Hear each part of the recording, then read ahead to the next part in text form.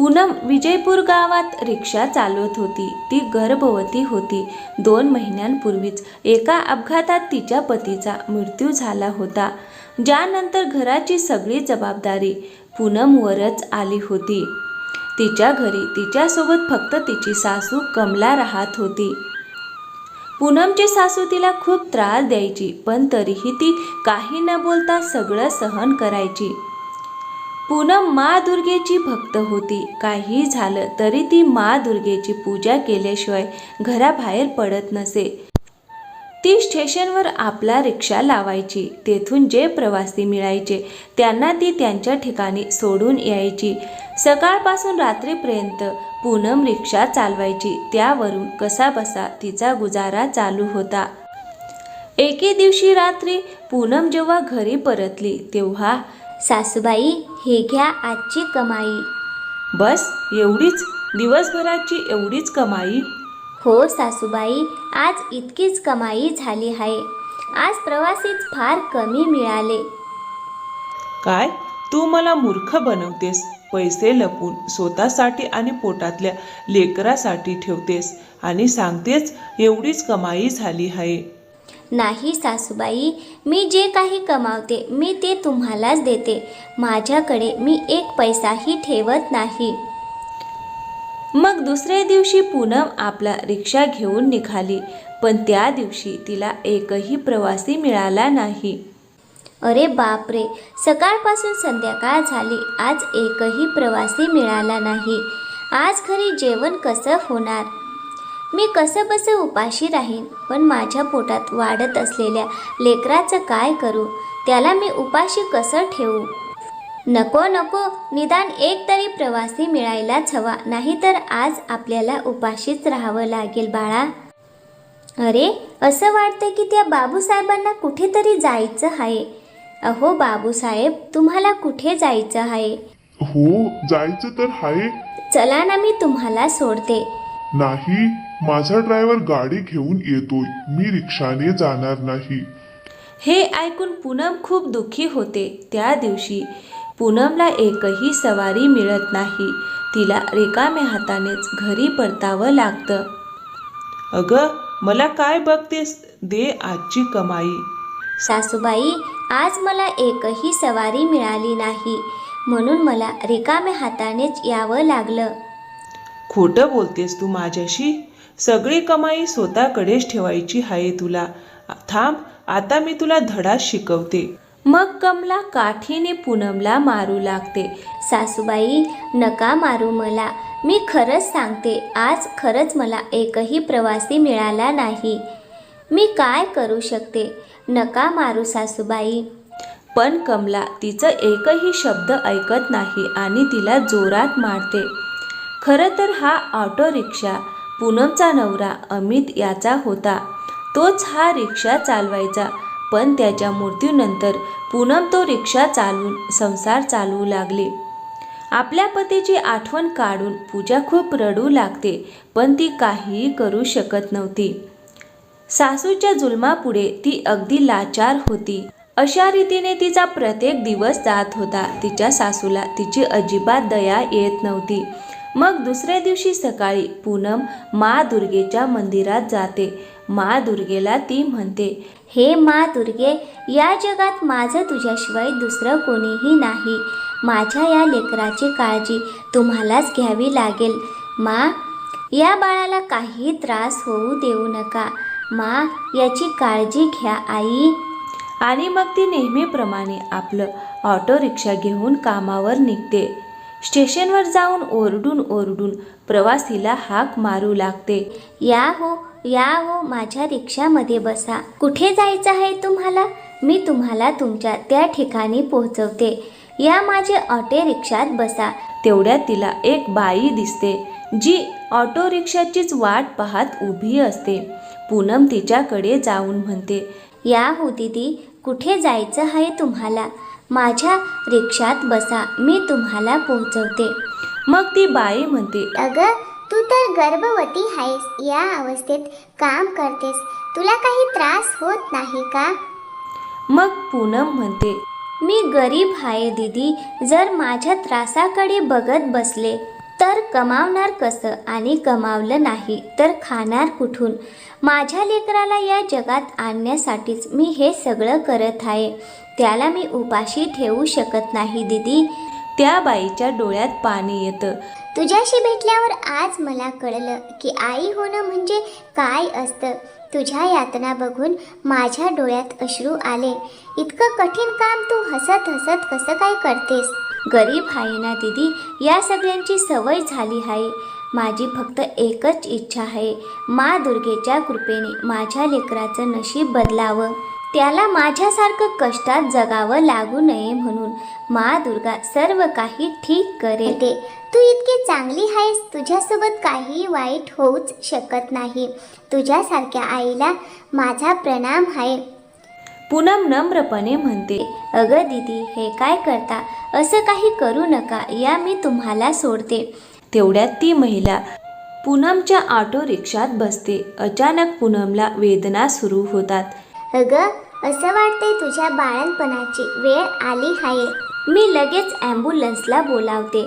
त्या बाईने तात्काळ ॲम्ब्युलन्स बोलावली आणि पूनमला रुग्णालयात नेऊन दाखल करून दिलं आणि मग ती तेथून निघून गेली. मग डॉक्टर पूनमला म्हणाली, बाळ होण्याची वेळ आली आहे, पण त्यासाठी तुला काउंटरवर 50,000 रुपये जमा करावे लागतील.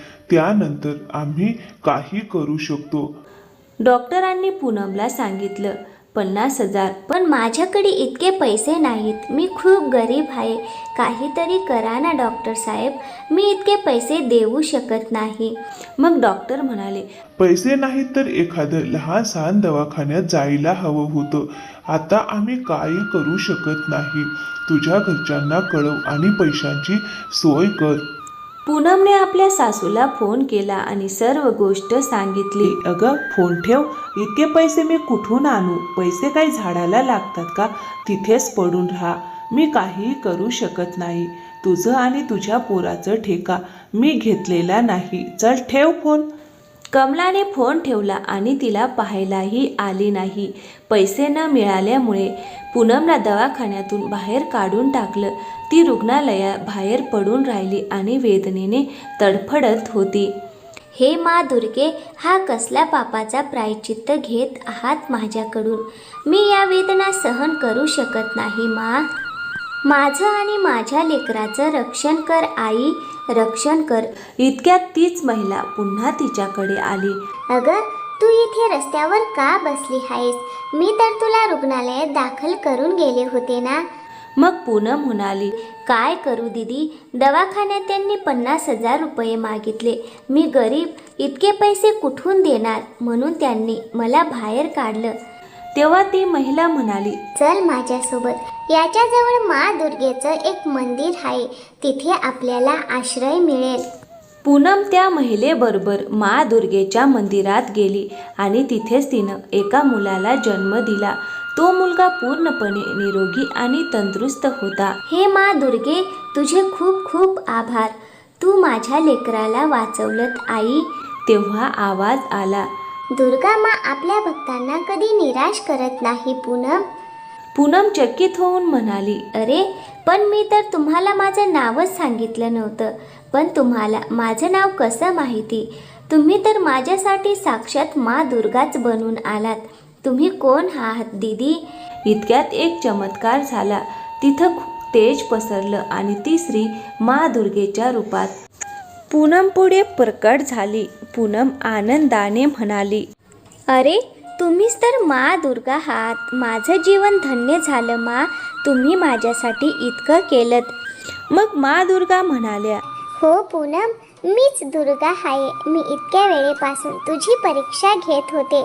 तू आपल्या लेकरासाठी एवढ्या वेदना सहन करायला तयार झालीस, पण तुझा माझ्यावरचा विश्वास ढळला नाही. तू परीक्षेत यशस्वी झालीस. मुली, मी तुझ्यावर फार प्रसन्न आहे.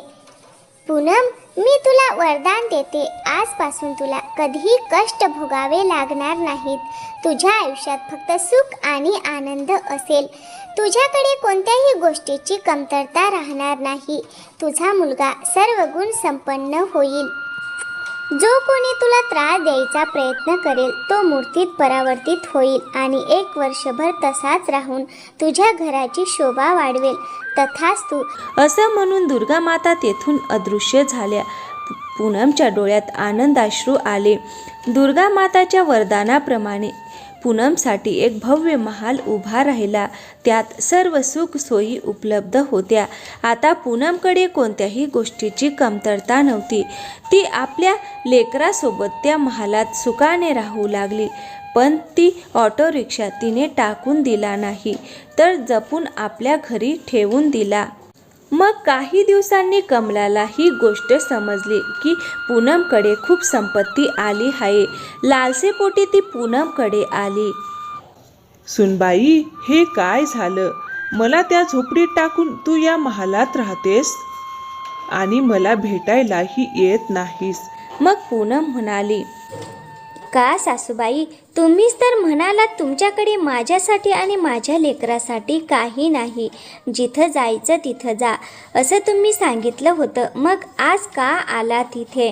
तुझ्या सोबत राहायला आले ग सुनबाई. माझं डोकं फिरलं होतं म्हणून मी तुला असं बोलले. ते सगळं विसरून जा. शेवटी तू माझी सुनबाई आहेस ना. पूनम शांतपणे म्हणाली, ही गोष्ट तेव्हा विचारायला हवी होती सासूबाई. तेव्हा तुम्ही आम्हाला मेलेलं म्हणून सोडून दिलं होतं. मग कमला स्वतःला आवरू शकली नाही. तिने पुन्हा आपला जुना स्वभाव दाखवला. अगं रांडेसारख्या, फार चढली का तुला? आताही मी तुला धडा शिकवू शकते. थांब, तुला आताच दाखवते. तुला मारून हे सगळी धन दौलत मी आपल्या नावावर करीन. थांब, आता धडा शिकवते तुला. पूनम म्हणाली, असं करू नका सासूबाई. देवी मातेच्या आशीर्वादाने तुम्ही एका वर्षासाठी मूर्तीत बदलून जाल. कमला हसत म्हणाली, मला बावळट समजलीस का ग? मी तुला मारून मारून सरळ करते. असं म्हणून कमलाने काठी उचलली आणि पूनमला मारायला धावली. पण अचानक कमलाचं शरीर दगडात बदलू लागलं.